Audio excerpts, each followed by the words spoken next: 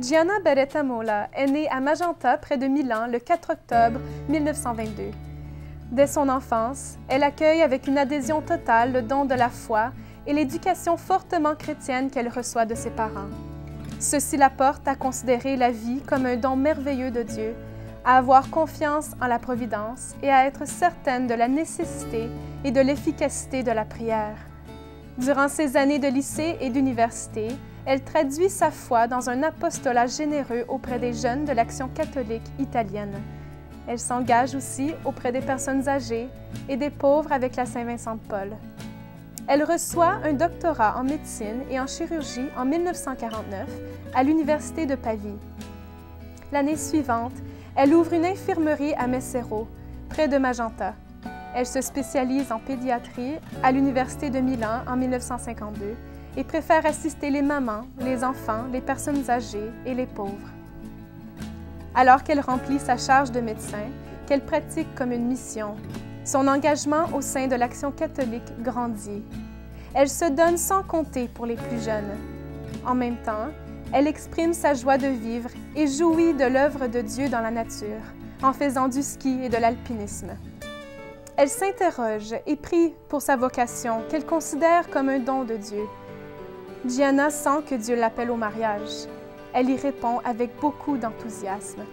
Elle désire s'y donner ardemment pour former une famille vraiment chrétienne.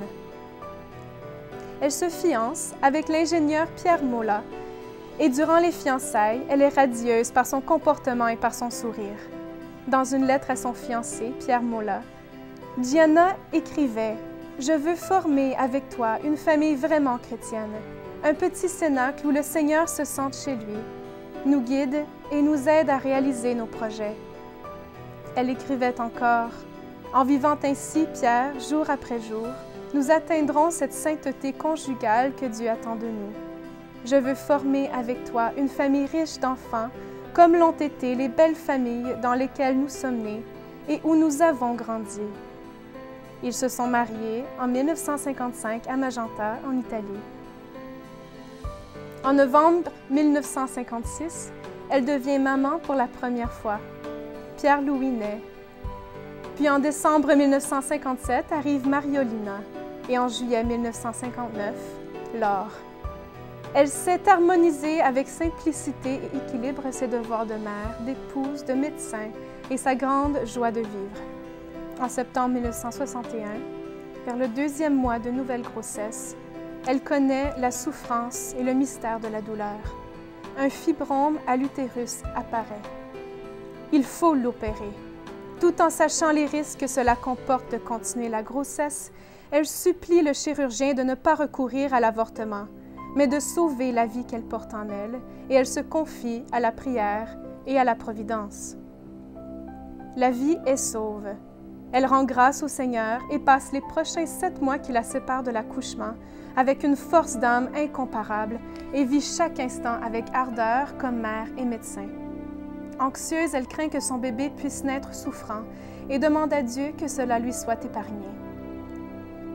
Quelques jours avant l'accouchement, tout en se confiant pleinement à la Providence, elle est prête à donner sa vie pour sauver celle de son enfant.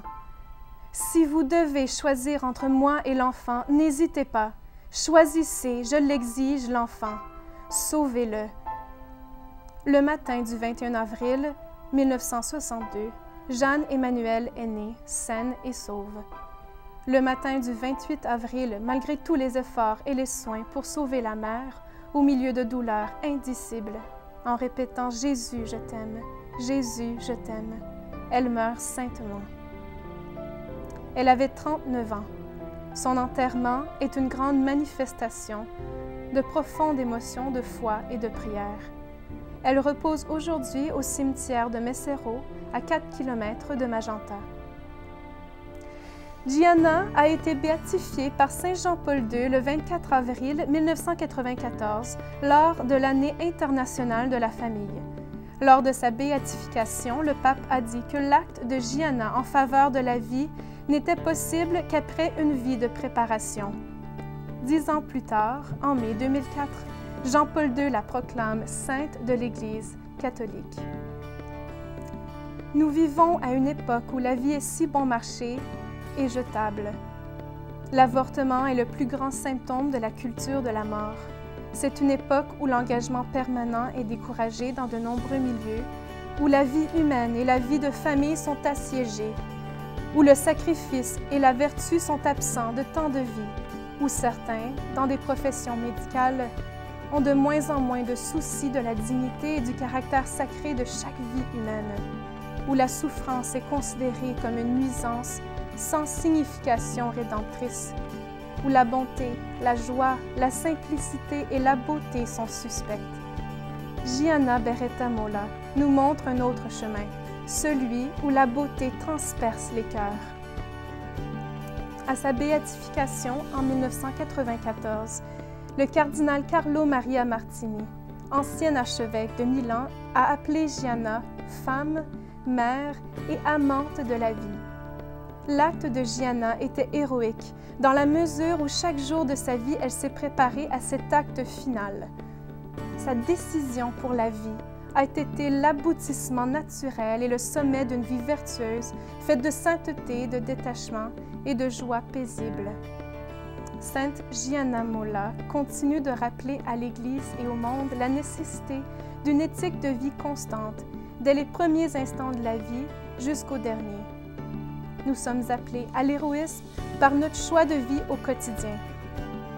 Pour la plupart, nous ne sommes pas prêts à une action héroïque, mais nous pouvons et nous devons nous préparer pas à pas au détachement de nous-mêmes.